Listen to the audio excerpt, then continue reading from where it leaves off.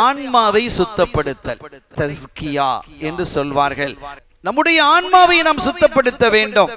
அப்படி ஆன்மாவை சுத்தப்படுத்தினால் நிச்சயமாக அல்லாஹ்வை பெற முடியும். அறிஞர்கள் நமக்கு சொல்வார்கள், ஷரியத்தினுடைய சட்ட திட்டங்களை ஒரு மனிதன் செம்மையாக பின்பற்றுவானேயானால், முறையாக அவன் செய்யறான், எந்த குளறுபடியும் இல்லை என்றால் அவனுக்கு சொர்க்கம் உண்டு. ஒரு மனிதர் வந்தார், ஸல்லல்லாஹு அலைஹி வஸல்லம், நாயகமே, நான் ரொம்ப தூரத்திலிருந்து வர்றேன், நான் எப்படி இபாதத்தை செய்யணும் என்று எனக்கு ஏவுங்கள் என்று சொன்ன பொழுது ஸல்லல்லாஹு அலைஹி வஸல்லம் அவங்க சொன்னாங்க, 5 வேளை தொழணும் அப்படின்னாங்க. சரி நாயகம், 5 வேளை தொழுறேன். அது அல்லாம நஃபிலான உபரியான சுன்னத்தான தொழுகைகள் இருக்கிறது, அதை நீங்கள் விரும்பினால் தொழலாம். அதெல்லாம் தொழ மாட்டேன், இந்த 5 தான் நான் தொழுவேன், எக்ஸ்ட்ராலாம் முடியாது. சரி, நீங்கள் விரும்பினால் செய்யலான்ட்டாங்க. அடுத்து நாயகமே, உங்களினுடைய சொத்தில் வருமானத்தில் 2.5% ஜக்காத்தாக வழங்க வேண்டும். அது அல்லாமல் சதக்காவாக நீங்க கொடுக்கறதா உலகம் கொடுக்கலாம். தான தர்மங்கள் ஜக்காத்து கண்டிப்பா கொடுத்தாகணும், அதுக்கு மேல நீங்கள் தான தர்மங்கள் செய்யலாம் என்று சொன்ன பொழுது அவர் சொன்னார், சரியா கணக்கு பார்த்து 2.5% நான் கொடுத்துருவேன், அதுக்கு மேல ஒன்னும் கொடுக்க மாட்டேன். சரி, ரமலான் காலத்துல நோன்பு பிடிக்கணும், வேற என்ன இருக்கு? ஆமா இருக்கு, ரமலான்ல நோன்பு பிடிக்கணும். அது அல்லாம வேற சுன்னத்தான நோன்புகள் இருக்கு. திங்கக்கிழமை பிடிக்கிறது, ஐயாமுல் பீத் என்ற 13, 14, 15 போன்ற நாட்களில் நோன்பு வைக்கிறது. இது இமேல் அரஃபாவுடைய நோன்பு, ஆஷூராவுடைய நோன்பு, பல நோன்புகள் இருக்கிறது இல்லையா? இவைகள்லாம் இருக்கு. அதை சொல்லதான் சொன்னாங்க, இந்த ஃபர்தான நோன்பு ரமலான்ல, இது அல்லாம உபரியான நோன்புகளை நீங்க பிடிக்கலாம் அப்படின்றதும். அதெல்லாம் பிடிக்க மாட்டேன், ரமலான்ல மட்டும்தான் நோன்பு வைப்பேன். ஹஜ் வாழ்க்கையில் ஒரு முறை செய்யணும், அது எக்ஸ்ட்ரா செஞ்சாலும் அதிகம் அங்கீகரிக்கப்படும். நான் அதெல்லாம் செய்ய முடியாது, ஒரே ஒரு ஹஜ் தான். சரி போ ஒன்று அனுப்பிட்டாங்க. அவர் திரும்பி போறார். ஸல்லல்லாஹு என்ன சொன்னாங்க தெரியுமா? ஒரு சொர்க்கவாதியை பார்க்க வேண்டும் என்றால் இவரை பாருங்கள்.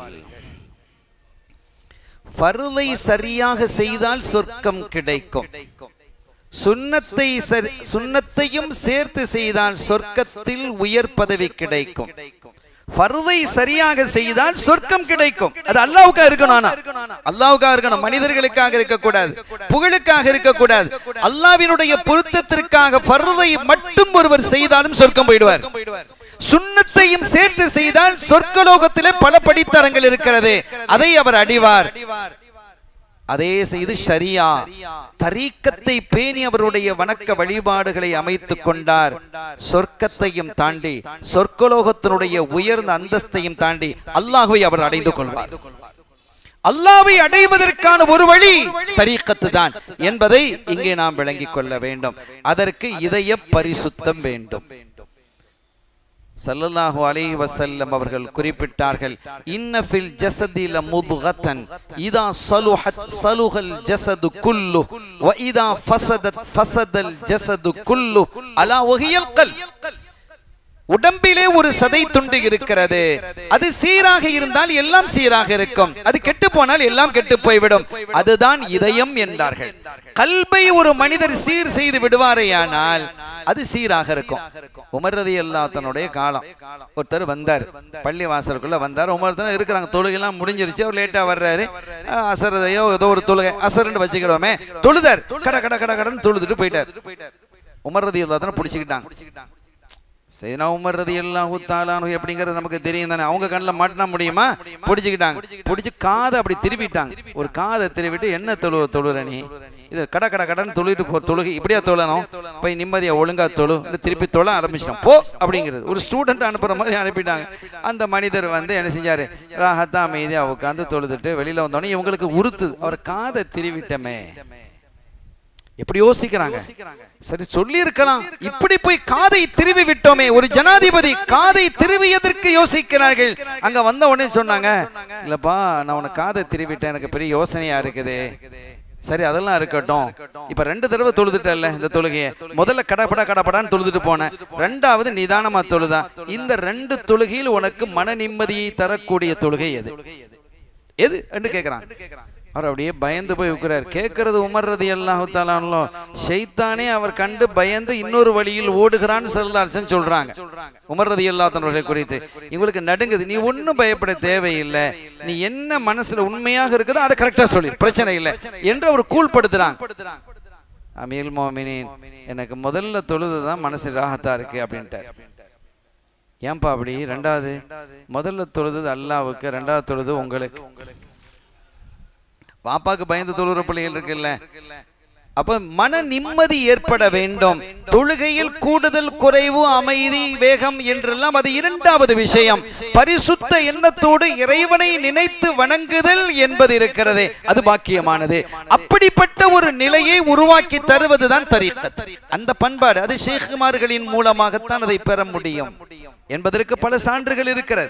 நான் அதை விரித்து பேசவில்லை, அடிப்படை செய்திகளை மாத்திரம் நான் இங்கே சொல்லிக் கொண்டு செல்கிறேன். அருமையான பெருமக்களே, எனவே அல்லாஹ்வை அடைவதற்கு சொற்ப இபாதத்தாக இருந்தாலும் அந்த இபாதத்து பரிசுத்தமானதாக இருக்க வேண்டும். வெறும் பியூரிட்டியாக இருக்கணும், எந்த கலப்படமும் இல்லாத அமல்கள் இருக்கிறதே, அது மிக பாக்கியமானது என்பதை நாம் விளங்கிக் கொள்ள வேண்டும். கண்ணியத்திற்குரிய பெருமக்களே,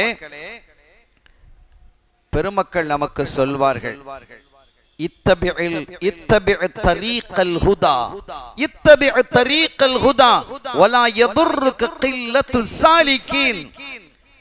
தரீக்கத்தினுடைய அடிப்படையில் அமல் செய்யக்கூடியவர்கள், வணங்குவோர்கள் என்றால் உலகத்தில் மிக குறைவுதான். அறிஞர்கள் பேசுறாங்க. ஃபுதைல் இப்னு இயாத் ரலியல்லாஹு தஆலா அவர்கள் சொன்னதாக எனக்கு ஞாபகம். அவர்கள் குறிப்பிட்டார்கள், தரீக்கத்தினுடைய அடிப்படையில் வணக்கம் செய்யக்கூடியவர்கள் மிக குறைவானவர்கள் தான். ஆனா அதை பத்தி நீ கவலைப்படாத, அவர் கம்பியா இருக்கிறாங்களா, ஒலா யதுர்ருக கில்லத்து சாலிகீன். அந்த சுலூக்கில் நடந்து செல்லக்கூடியவர்கள், வணக்க வழிபாடுகளில் செல்லக்கூடியவர்களுடைய எண்ணிக்கை குறைவாக இருக்கிறது என்பது உனக்கு எந்த தங்கடத்தையும் தர வேண்டாம், நீ யோசிக்க தேவையில்லை. அதே மாதிரி வஇய்யாக வத்தரீக தலாலா வலா தக்தர் பிகத்ரத்தில் ஹாலிகீன். ஆனா லலாலத்தினுடைய வழியில பெருங்கூட்டம் இருக்காங்க, அதை பார்த்து நீ ஏமாந்து போயிடாத. என்னடா பங்குதானே பெரிய கூட்டம் இருக்கு அப்படின்னு ஏமாந்து போகாத. அது ஹாலிகீன், அவர்கள் எல்லாம் அழிந்து போகக்கூடியவர்கள் என்று அது பெருமக்கள் நமக்கு சொல்லி தந்திருக்கிறார்கள். எனவே அதை அடிப்படையாக வைத்துத்தான் நம்முடைய வணக்க வழிபாடுகளை நாம் செய்ய வேண்டும். இனி தரீக்கத்தினுடைய அடிப்படை அம்சங்கள் என்ன என்றால் தஸ்கியத், இதய சுத்தம். அடுத்து யார் இதய சுத்தத்தை பெற்றிருக்கிறார்களோ அவர்களோடு தொடர்புகளை அதிகப்படுத்திக் கொள்வது. இதய சுத்தம் யாரிடம் இருக்கிறது என்று நமக்கு தெரியும். நல்ல மனுஷன்பா, சாலிஹான மனுஷன், எந்த இதையும் எதிர்பார்ப்பது இல்லை, அப்படிப்பட்ட ஒரு அற்புதமான மனிதர் என்று சொல்லுகிறோம் இல்லையா, அவர்களோடு நம்முடைய தொடர்பை ஏற்படுத்திக் கொள்ள வேண்டும். அல்லாஹ் சொன்னான், யா அய்யுஹல்லதீன ஆமனுத்தகுல்லாஹ வகூனூ மஅஸ்ஸாதிகீன்.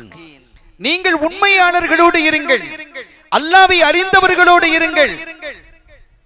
அத்தர் வியாபாரி இருக்கிறாரே, சல்லல்லாஹு சொல்ற ஒரு உதாரணம், ஒரு அத்தர் வியாபாரி இருக்கிறார், அவர் உங்களுக்கு ஃப்ரெண்டு. நீங்க அத்தர் வியாபாரியோட போய் உட்கார்ந்தீங்க, கொஞ்ச நேரம் அந்த இடத்த விட்டு வெளியில வந்தா நீங்க எப்படி இருப்பீங்க? மணப்பீங்க. ஒண்ணு அந்த வாசனை உங்க மேல படும், ரெண்டாவது வியாபாரிகள்லாம் வரும் பொழுது அவர் அத்தரை தடவி காட்டுவார், இந்த வாசனை உங்களுக்கு பிடிக்குதா, இது ஓகேயா, பக்கத்துல இவருக்கும் தடவுவார். எனவே அத்தர் வியாபாரியோடு இணையும் பொழுது அது மணக்கும். ஸல்லல்லாஹு அலைஹி வஸல்லம் சொல்ற உதாரணம்.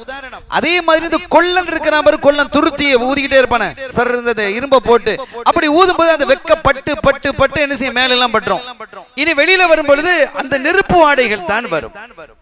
இன்னும் சொல்ல போனா நமக்கு தெளிவா விளங்குற மாதிரி ஒரு உதாரணம் இதிலிருந்து ஒரு கியாஸ் எடுக்கிற, நல்ல சிகரெட் பிடிக்கிறவங்க, செயின்ட் சுமோக்கர் இருப்பாங்கல்ல, அவங்களோட போய் நாம நமக்கும் சிகரெட்டுக்கும் சம்மந்தமே இருக்காது. நாம போய் உட்காந்துட்டு வீட்டுக்கு போனவங்க, என்னங்க இந்த பழக்கம் எப்பங்க வந்ததுன்னு அவங்க கேட்டுருவாங்க. என்ன பழக்கம்? சிகரெட்லாம் வாசனை வருது. நான் இல்லப்பா, அவன் குடிச்சான். ஆமா ஆமா தெரியாதா அப்படின்னு வம்பு வழக்கு வந்துடும். நாம் என்ன சொல்ல வருகிறோம் என்றால், யாரோடு நாம் இணைகிறோமோ அந்த குணம் வரும். அறிஞர்கள் சொல்லுவார்கள், காந்தத்தோடு ஒரு இரும்பை தடவும் பொழுது அந்த இரும்புக்கு காந்தத்தினுடைய தன்மை வருகிறது, காந்தத்தினுடைய தன்மை வருகிறது. அதுபோன்று நல்லவர்களோடு நீங்கள் இணையும் பொழுது அந்த பண்பாடு உங்களுக்கு வருகிறது. உன்னை பற்றி, ஒரு மனிதனை பற்றி தெரிய வேண்டும் என்றால் அவனுடைய நண்பனை பற்றி நீ தெரிந்தால் போதுமானது. ஸல்லல்லாஹு அலைஹி வஸல்லம் சொன்னது, அவனுடைய நண்பன் யார், அவனுடைய தன்மை என்ன, அவனுடைய குணம் என்ன, அவன் எப்படி நடந்து கொள்கிறான், அவனுடைய விருப்பு வெறுப்பு என்ன, அவனோட தான் இவன் இருக்கிறான், வேற எப்படி இருப்பான் என்று அவர்கள் சொல்லி தருகிறார்கள். எனவே ஒரு இணைப்பு என்பது சரியான இணைப்பாக இருந்தால் அவன் சொர்க்கத்தை அடைவான், அல்லாஹ்வை அடைவான். தப்பான தேட்டமாக இருந்தால், தப்பான தொடர்பாக இருந்தால் அவன் உலகையும் ஆகிரத்தையும் வீணாக்கி விட்டான் என்பதற்காகத்தான் அல்லாஹ் சொன்னான், வக்கூனு மஅஸ்ஸாதிகீன், உண்மையாளர்களோடு சத்தியவான்களோடு இருங்கள். கால பஅதுல் ஆரிஃபீன், ஆரிஃபீன்கள் சொல்றாங்க, கூனு மஅல்லாஹ், நீங்கள் அல்லாஹ்வோடே இருங்கங்கறான். எப்படி அல்லாஹ்வோட இருக்கிறது? அல்லாஹ்வோட இருக்கிறதுங்கிறது முடிகிற காரியமா? அப்படி நம்ம பார்க்கிறோம். ஃபைல்லம் தக்திரு அன் தகூனு மஅல்லாஹ், அல்லாஹ்வோடு இருப்பதற்கு உங்களுக்கு சக்தி இல்லை என்றால், ஆரிஃபீன்கள் சொல்றாங்க, ஃபைல்லம் தக்திரு அன் தகூனு மஅல்லாஹ், அல்லாஹ்வோடு இருப்பதற்கு உங்களுக்கு முடியாமல் போனால், உங்களுக்கு ஆற்றல் இல்லை என்றால், சக்தி இல்லை என்றால், ஃபகூனு மஅமை யகூனு மஅல்லாஹ், யார் அல்லாஹ்வோடு இருக்கிறார்களோ அவங்களோடு நீங்க இருங்க. இதான் சாலிஹீன்களோட இருக்கிறது, அவுலியாக்களோட இருக்கிறது. யார் அல்லாஹ்வோடு இருக்கிறாங்களோ அவங்களோட போய் உட்கார்ந்துக்க. அப்ப இது வசீலா தானே, ஒரு வசீலா. அந்த தொடர்பு அங்கே வந்து விடுகிறது என்பதைத்தான் பெருமக்கள் நமக்கு சொல்லுகிறார்கள். ஒன்று நீங்களும் அல்லாஹ்வோட இருக்கணும், நீங்க சாலிஹீன்கள் ஆயிடலாம், அல்லது அல்லாஹ்வோடு யார் இருக்கிறாங்களோ அவர்களோடு இருக்க வேண்டும் என்று பெருமக்கள் நமக்கு சொல்லி காட்டினார்கள் என்பதை நாம் விளங்குகிறோம்.